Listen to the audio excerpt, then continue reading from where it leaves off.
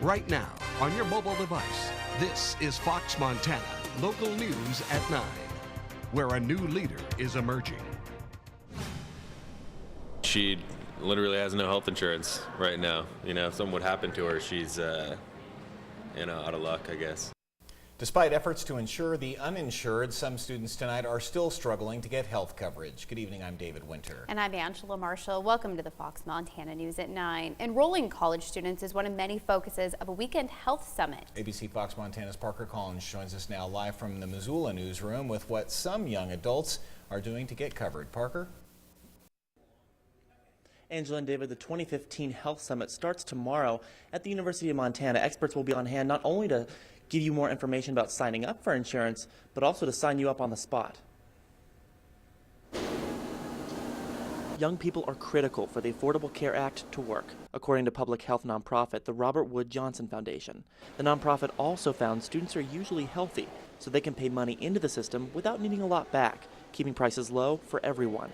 Getting that demographic to get enrolled has not been easy. Health insurance is such a convoluted subject. It's so hard to understand it. So people will be here, experts on hand that can help you understand what kind of health insurance you have, what might be best for you. Soon-to-be grad student Mark Vanlick, like many students his age, is covered by his parents. His girlfriend, though, doesn't qualify for Medicaid under state law, so she's keeping her fingers crossed, hoping nothing bad happens. Seeing what she's gone through, though, has put a fire under Vanlick's butt. And that's kind of the push for grad school for me, honestly, is to finish, in time to get a job that I actually have health insurance in, because so far it's really rough. Government figures show 2.7 million people who selected a plan through the marketplace during the initial open enrollment period were 34 or younger. I don't think that Obamacare is a bad idea. I just think that, Montana's conservatives maybe should think about, the small people lower down. You have to sign up by February 15th to get Obamacare in 2015. Tomorrow's Health Summit begins at 7 a.m. and ends at 1 p.m.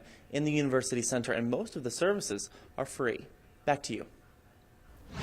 New at 9, Mineral Community Hospital tonight says it may have found a cure for its financial ills. The majority of the hospital's patients are on Medicaid and Medicare, and its bad debt has swelled to $600,000. The new CEO says the main problem has been the hospital's new electronic billing and medical record system, but he says it's on the mend, and since December 1st, the hospital has collected about $1 million in past bills, and it has shrunk its expenses by more than $100,000. We're starting to get a better understanding of the electronic medical record system and our billing system. And we're starting to get some bills out the door, but it's slow progress. Medicaid would help considerably, an issue that legislators are debating right now in Helena. A semi-truck early this morning strikes and kills a man walking along I-90 in Missoula County. The Sheriff's Department reports that it happened at 2:15 this morning near mile marker 107. The pedestrian apparently stepped into traffic and a truck hit him. The coroner pronounced him dead on the scene. The coroner's office is currently investigating whether alcohol was involved. Officers rerouted traffic until lanes reopened at about 4:45 a.m. A housing project designed for University of Montana students is in the works for downtown Missoula. Mayor John Engen confirms Farron Realty Partners is leading the plans for a 500-bed housing project. It will be located at the corner of East Front Street and Clay Street at the site of the former First Interstate Bank drive-through. Engen has been working for years to get student housing downtown. This land has always been one of the sites that student housing developers have looked at and frankly drooled over because of its proximity to campus, proximity to the Madison Street underbridge, and closeness to downtown, and the fact that it is downtown. Mayor Engen says he hasn't discussed the time frame of the project with the realty firm. He says the firm is known to work quickly, though. Sealy Swan High School takes the first step toward a 4-day school week. Missoula County Public School spokeswoman Hatton Littman says parents and school administrators are talking about the idea in community meetings. Before anything can actually change, though, the school board would need to okay a proposal. Littman says parent input and research would help trustees make a decision, but she says that could take at least a year. Still to come on Montana News at 9, we'll take you to Glendive to see whether clean water is finally flowing from those taps. But first, here's Dave with your Fox First forecast. Hey Angela, hey David. You know, we're expecting a little bit of snowfall over the weekend, but I think most of us will see rain and some of us could see freezing rain. That's why the winter weather advisory is now officially in effect here in parts of western Montana for light snow this evening, changing into freezing rain. Could see anywhere from a trace to 3 inches of snow accumulations on some of the mountain passes, and of course that means slick roads on a few of the mountain passes are possible as well. I have more on that winter weather advisory and the weekend forecast in a few minutes. Right now, back to Angela and David. Well, Glendive residents get the all clear to drink water coming out of their taps. This comes after a pipeline owned by Bridger Pipeline broke, spilling 40,000 gallons of oil into the Yellowstone River just upstream from Glendive. Glendive Mayor Jerry Jimison says the last lab test of the water was processed, and after that residents were given the all clear to begin flushing out their systems. 34 barrels of oil have been recovered now, reducing the total maximum spill to 925 barrels or 39,000 gallons. This is the second oil spill in the Yellowstone River in more than 3 years. A 2011 pipeline rupture near Laurel spilled 63,000 gallons of crude into the Yellowstone River. Federal officials today issued a $1 million penalty against ExxonMobil Corporation, the owner of the pipeline, for safety violations stemming from the incident, $700,000 less than originally proposed. The pipeline break along an 85-mile stretch of the Yellowstone River killed fish and wildlife and took months to clean up. I spoke this evening with Senator Jon Tester, who is a proponent of the proposed Keystone XL pipeline, which would travel from Canada through Montana to the Gulf of Mexico. He told me he worked during the lame duck session after the November elections to put significant money into the Pipeline Safety Administration for more testing and safety inspections of current and future oil pipelines. If this pipeline would have been inspected and pressure tested and done all the things that need to be done, I think they would have found it. But in the meantime, while we're building new pipelines, especially when they go underneath the rivers, we've got to build them to the highest safety standards, make sure that this kind of stuff has a very minimal chance of happening. Well, the builder of a free home for a wounded warrior is challenging others to step up, including Broncos quarterback Peyton Manning. The home is in Cody, Wyoming, the first of its kind. As ABC Fox Montana's Penny Preston reports, even the kids in Cody are helping out. What do these first graders have to do with a home for a wounded veteran? A lot. They helped raise nearly $3,000 to put doors on a free home for James Butts. We were called to intercept a vessel that was headed to the Middle East. Butts was the first to board the vessel, but the sea was rough. Small boat that carried us there got hit by a rogue wave and got slammed into me. The collision crushed Butts' spine, hip, and leg. When Cody builder John McClure connected with Operation Finally Home and decided to build a house, Butts was nominated by fellow veterans and chosen for the honor. The house will have an elevator to carry him from basement to second floor. It's hundreds of organizations and thousands of private individuals that have sent us money or that have come by. About 10,000 people live here in Cody, but they raised more than $150,000 for the project, and even the kids got involved. Students here at Eastside Elementary School and Livingston across town raised money, but they sent more than that. These first graders joined all the students in the schools to raise money for the house's front and back doors. Yeah, they were really happy to help someone in need. But then they decided to put something in the house that won't be seen when it's finished. Love notes. Hundreds of handwritten messages from children that will be covered by insulation and drywall, but felt by the Butts family. We thought that we would give something that they gave to us back to them. And the first time I came in, after they did the notes of love, I walked around with tears in my eyes. Next week, a group of volunteers will help seal these notes into the walls. Yellowstone Quake, our hockey team, local hockey team, they're going to come down and help us bring all the sheetrock into the house. And builder John McClure noted there is another athlete who may be able to spare the time right now to help. Peyton, if you're available, get a hold of us. And they do hope to finish construction on the home by St. Patrick's Day. It is the only Operation Finally Home house in Wyoming, and the love notes were the first in the nation.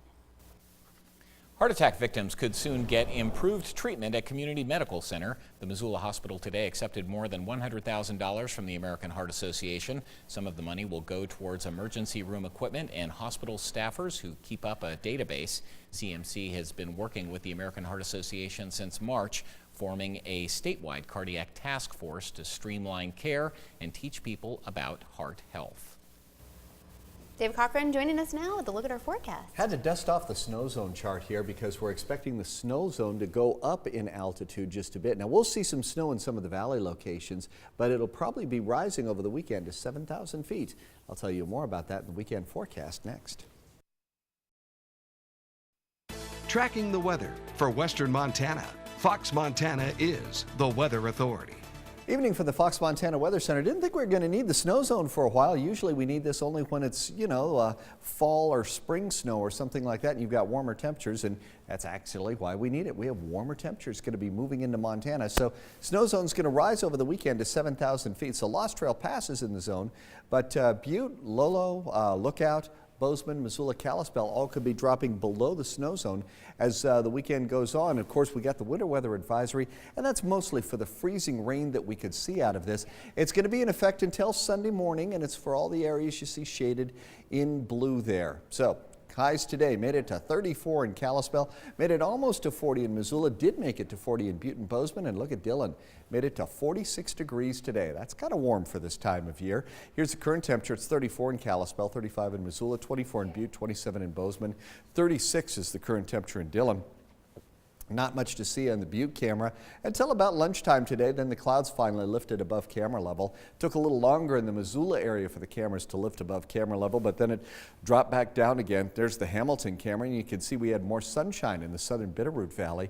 A couple of whirlpools of clouds up here. Also out here in the Pacific, that's going to sling a few cold fronts and some moisture into our general direction. Clouds definitely going to be picking up. Now this is mostly a snow event, but I think it's more rain because we're going to see daytime highs over the weekend warming into the 40s during the day. Sure, we'll see some snow at some of the higher elevations, maybe 1 to 3 inches on a few of the mountain passes, but if you look at the 5-day snow model, okay, a little bit on Saturday, a little bit on Sunday, but really the operative word here is a little bit of snow. It's more about the rain. And in fact, the 5-day temperature model, see this green zone here? That's the temperature model indicating temperatures in the 40s, almost in the 50s. So we do have a big push of warm air coming our way. So that's why we're talking about more rain than snow. I'll show you some more rain and snow on the 7-day forecast next. You're watching Fox Montana Local News at 9, where a new leader is emerging. Yellowstone National Park embarks on a course to manage the wild bison population in the area with the help of hunting and capture. ABC Fox Montana's Rachel Aragon stopped by the park earlier to bring us the details of the season's management plan. As of late summer, the park and the surrounding areas numbered 4,900 bison. Yellowstone National Park spokesperson Al Nash says they're currently working to get that population closer to their goal through hunting and capture. So we've agreed on an operating plan to target removal of 800 to 900 bison from the population this winter. But the park's preferred method of removal is in fact hunting. But while hunting is the preferred management tool for state wildlife agencies, Nash recognizes there is also limited tolerance for bison in Montana. Since the bison have brucellosis, the only place they can be shipped live is to slaughter. They cannot be transported anywhere else live for any other purpose. The park says tribal and state permitted hunters have taken more than 70 bison so far this winter, and they plan to continue doing so in the coming months. In Yellowstone National Park, Rachel Aragon, ABC Fox, Montana. The park says more than 10,000 people applied for hundreds of Montana tags available for hunting this season. It's an historic day for the Flathead National Forest. The National Register of Historic Places today designated as National Historic Districts 2 places there. Big Creek Ranger Station for its aesthetics, typical of Forest Service buildings of the early 20th century, and the Backcountry Administrative Facilities made up of several buildings, trails, and systems indicative of the policies adopted by the service in the 1930s. The designations give Flathead National Forest protections and funds available to historic districts. A bill introduced in the Montana House today would implement drug tests for some Montana welfare applicants. People who apply for assistance under the state's Temporary Assistance for Needy Families program would be required to fill out a questionnaire about drug abuse or dependency. If the screening comes back positive, benefits would still be available, but only if those tested agree to go through treatment. If they refuse, they would lose their benefits. The representative who introduced this bill says the purpose is to improve child safety because drugs can lead to abuse. He says the bill is to improve child safety and would save money because of incarceration for a crime like child abuse costs that cost taxpayers a lot of money. I believe a good foundation of a quality early learning program is key for the rest of their lives. Tons of research shows that if you have a good quality early learning program, you can do anything in life. A Frozen-themed rally, Let Them Learn, was hosted today at the Capitol to support free, high-quality early education. The rally was put on by a citizen-led nonprofit supporting early education and a Missoula-based digital media company, Momaload. Following the festivities, Governor Bullock was joined by State Superintendent Denise Juneau and supporters of his Early Edge initiative, encouraging Montanans to invest in early education. Well, of course, we'll be right back. Yeah, with sports. Stay tuned. Fox Montana Sports with Dominic Sheldon. Happy Friday, I'm Sean Rainey, and what a night we had with all sorts of good matchups throughout the state in prep hoops. We start things off with a rematch of last year's state AA title game. Hellgate beat Helena Capital earlier this year. Bruins looking for some redemption. Second quarter game tied at 12. Christian Jacobson banks at home. Bruins thinking they could get bounces like that. Maybe they can pull off this tough game on the road. And Capital's zone defense was causing fits for the Knights all night. Devin Bray off the miss. Rhett Bearlocker cleans up the glass. Knights down just one. Knights falling back into a zone of their own, but the Bruins find the open shooter. Keegan Sivrud hits the long ball. Capital up 4. Then closing seconds of the second quarter, Connor Dowdy hanging down on the block. He gets it in just before the buzzer. Bruins up 5 at half, and they go on to pull off the upset, winning 49-48. The Corvallis Blue Devils playing up a class, taking on the Sentinel Spartans. It wouldn't be a Sentinel highlight without this guy, Zacchaeus Darko Kelly.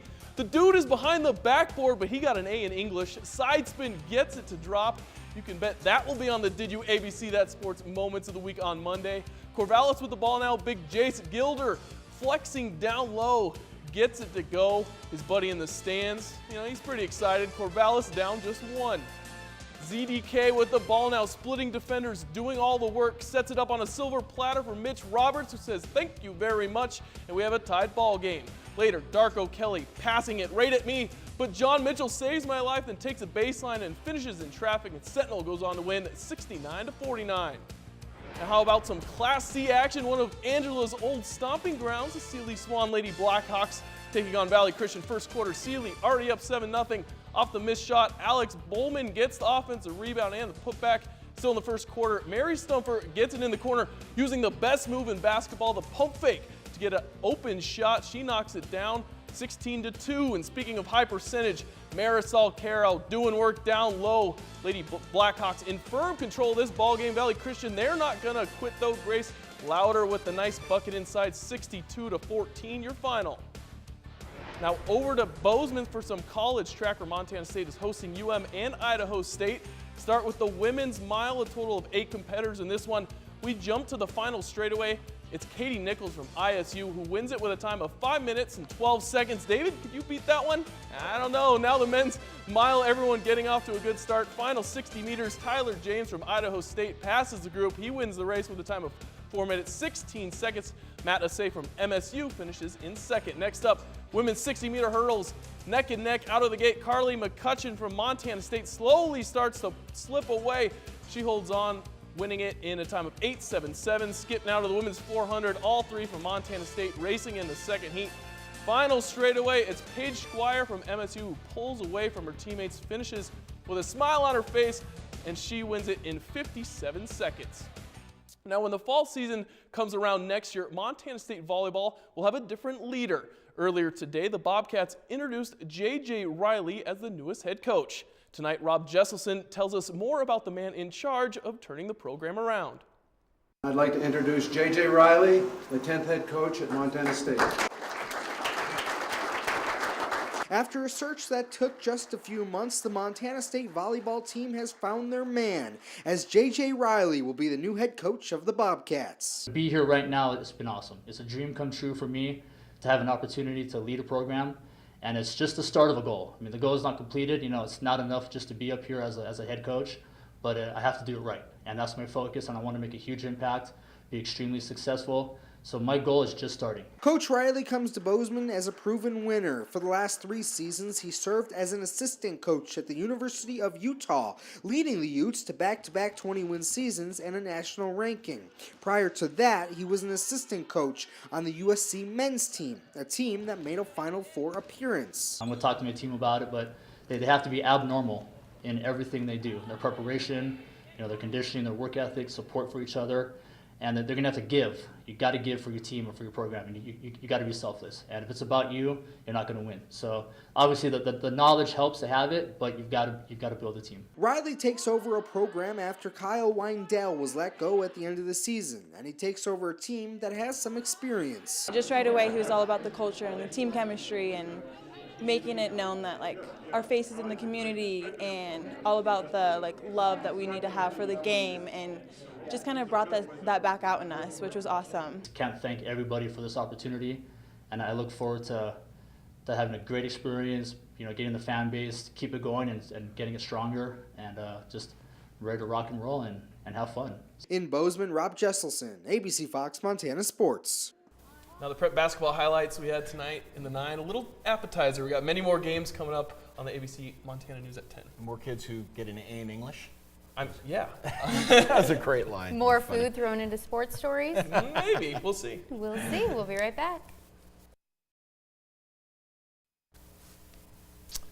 Dave? Everybody's looking. We're looking at you. We all want to know what's going to happen. What's going to happen? Well, I think the big thing is it's finally Friday, so that means it's time to go and do a little skiing out there, and we've got some great bases to show you. Here's the Showdown Ski Cam. They finally moved the Showdown Buffalo back into the camera range so we can see that, but you're also looking at the T-bar up at Showdown, and there's just snow everywhere you go. Now, it's not going to be tons and tons of fresh powder because we've got these warmer temperatures coming our way. In fact, you're probably going to find some kind of crusty, icy conditions in some of the ski resorts, but hey, it's still Montana, which means it's the best skiing in the United States. So will we see the sun, though, on some of these ski days over the weekend? Not tons of sun. Better chance for seeing sunshine is going to be on Sunday.